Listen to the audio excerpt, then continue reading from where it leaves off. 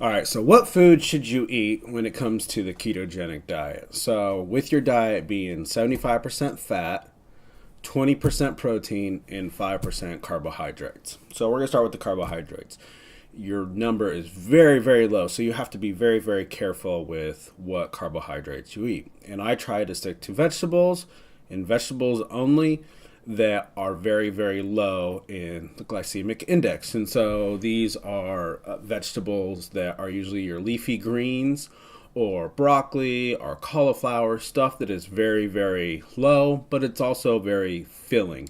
You need these carbohydrates to kind of fill your stomach up because most your calories are going to come from, your meats, but mainly from your fats. And if you don't, try to fill up on fat, you're not going to feel good. So you need to get something to stretch out your stomach to fill your stomach up, and then most of your calories are going to come from those fats.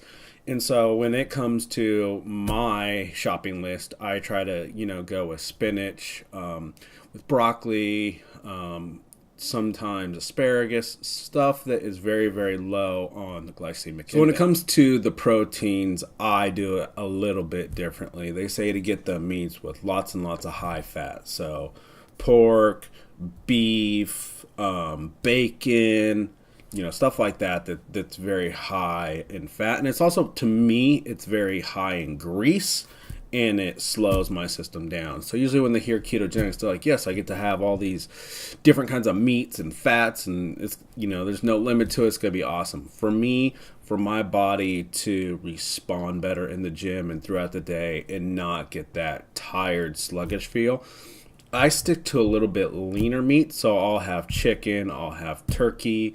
They make a ground chicken that's really good, and I'll stick to a lot of fish. And these are the meats that I stick to.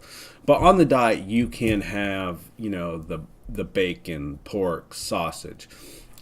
For me, it tastes very, very good in your mouth, but like once you digest it, I can feel a slow, sluggish feel, and it doesn't work good for me. So I save all my fat for fat substitutes and stuff that have a lot of fat in it, not from my protein.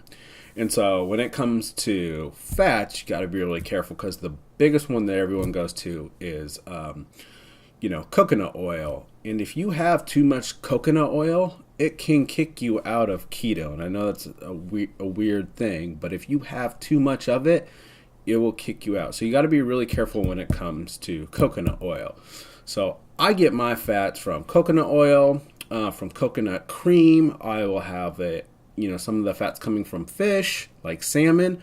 I will substitute with fish oil. I will use whole eggs. Has a lot of protein, but also has a lot of fat. Eggs are kind of one of the great foods to have because it is high in fat and high in protein. Cheese is really big for me.